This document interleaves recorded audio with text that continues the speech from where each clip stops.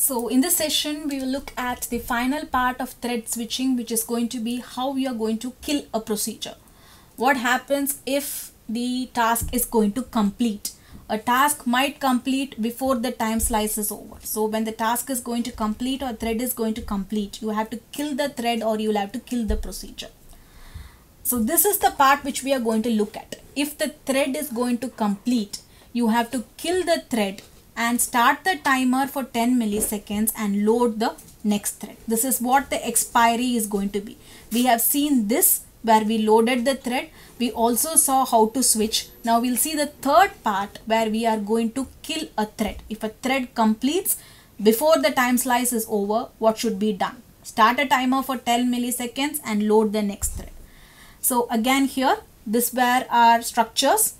The queue from 500, the pointer to the queue, and the stack starting from offset 7800. And this again was the context of our mission. So to kill a procedure, what do I have to do?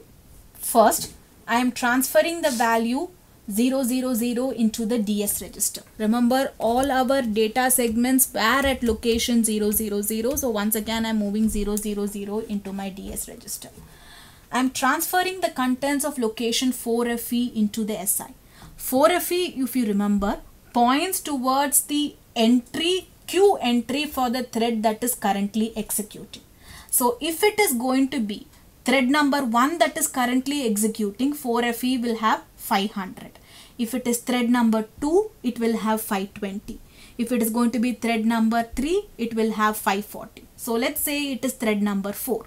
So thread number 4 is going to be 560. 500 for thread number 1, 520 for thread number 2, 540 for thread number 3, and 560 for thread number 4. So I'm going to kill thread number 4. So 4FE will now be pointing towards the thread that is currently executing. If it is going to be thread number 4, it is going to be having a value which is going to be 560 present in it. So it is going to be thread number 4 that is executing, which is the thread I'm going to kill. So what happens is I'm transferring the value 0 into SI, or transferring 0 into the memory location pointed by SI. SI will now be pointing towards location 560 because 4FE was transferred into SI that had 560. So 560 is transferred. So essentially it means the content of location 560 is made 00. What does the 0th byte of the queue have? The 0th byte of the queue says whether the task is present and valid. The moment I make it 0, it automatically indicates that the thread is no longer present. So it means thread number 4 is going to be no longer present. If you look at the context, the 0th byte says whether the task is going to be present and valid. Now when I kill it, it is no longer present or valid. So what I'm going to do is I'm going to transfer a value 0 into it automatically, saying that this thread is no longer present, no longer valid. Then I'm jumping to a location which is called as interrupt 12A. Now where does this instruction to interrupt 12A go? It goes to the next procedure. If you remember, I had used interrupt number 12 in order to move from one procedure to the next.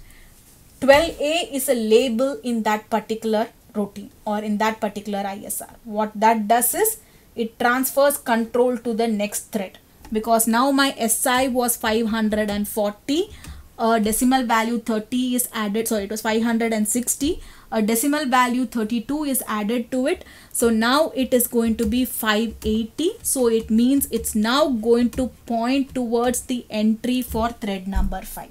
So what it will do is it will check whether thread number 5 is still present. If said thread number 5 is still present, it changes the context to thread number 5. You can see I'm jumping to interrupt 12A or to the label interrupt 12A.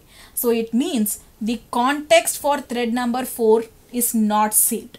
When a thread is over, we don't require the context. You're killing the thread. Since you're killing the thread, you no longer require the context, so you're not going to save it. You're just going to move to thread number 5. But once it moves to thread number 5, it will also check whether thread number 5 is present or not. If it is present, then it loads the context. If it is not present, it will then try thread number 6 and so on. So this is what is going to happen when you kill a procedure. Killing the procedure is very simple. You just load 0 into the 0th byte of the queue entry.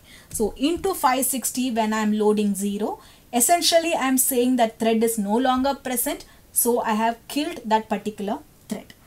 So this brings us to the end of multi-threading systems. We saw how to clear the queue. We saw how to add a new thread to the queue. We also saw how to switch from one thread to another thread. We saw the final procedure where we are going to kill the thread.